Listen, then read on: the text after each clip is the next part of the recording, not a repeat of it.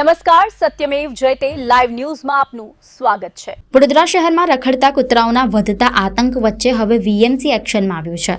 શહેરમાં રખડતા કૂતરાઓની સાચી સંખ્યા જાણવા માટે ખાસ વસ્તી સર્વે હાથ ધરવાનો નિર્ણય લેવામાં આવ્યો છે।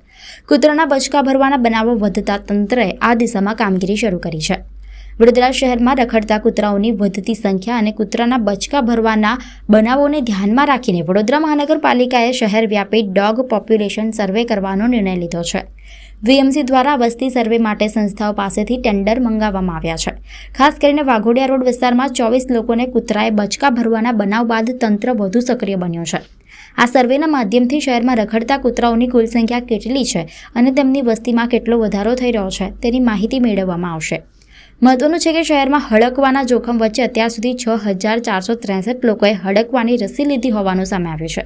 હવે કૂતરાઓની ચોક્કસ સંખ્યા અને તેમની વસ્તીની ગતિશીલતા અંગે માહિતી મેળવ્યા બાદ વીએમસી દ્વારા રખડતા કૂતરાઓની વસ્તી નિયંત્રણ અને એબીસી એટલે કે એનિમલ બર્થ કંટ્રોલ માટે નવી રણનીતિ તૈયાર કરવામાં આવશે। વડોદરા મહાનગરપાલિકા દ્વારા જ્યારે નામદાર સુપ્રીમ કોર્ટના આદેશ પરત્વે રાજ્ય સરકાર દ્વારા તમામ મહાનગરપાલિકાઓને ડોગ સેન્સસ કરવાનો સર્વે કરવા બાબતે આદેશ આપવામાં આવ્યો છે।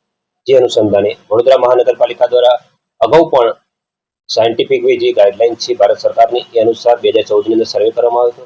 ત્યારબાદ અત્યારે જે દર 5 વર્ષે સર્વે કરવાનો એના અનુસંધાને ફરીથી અત્યારે આગામી સમયમાં ડોગ સેન્સસની સર્વે કરવાની કામગીરી ટૂંક સમયમાં હાથ ધરવામાં આવશે। જનરલી 2 થી 3 ટીમો નું પ્લાનિંગ હોય છે। દરેક ટીમ વોર્ડ વાઇઝ, વોર્ડની સ્ટેટ વાઇઝ અને સ્પેસિફિક લાઇન વાઇઝ કામગીરી કરે છે જીપીએસ લોકેશનના મેપિંગના આધારે।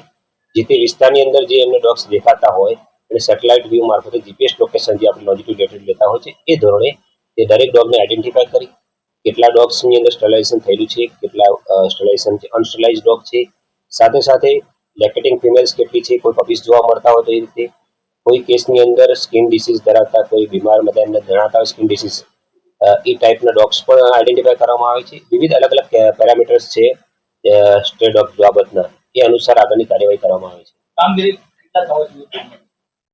જોવા જઈએ તો 3 થી 4 મહિના કામગીરી શરૂ થયાની અંદર 3 થી 4 મહિના કામગીરી પૂર્ણ કરવામાં આવે છે અને ત્યારબાદ સાયન્ટિફિક જે કંઈ રિપોર્ટ બનાવવા છે એ રિપોર્ટ તૈયાર કરી અને 6 માસની અંદર રિપોર્ટ સબમિટ કરવામાં આવે છે।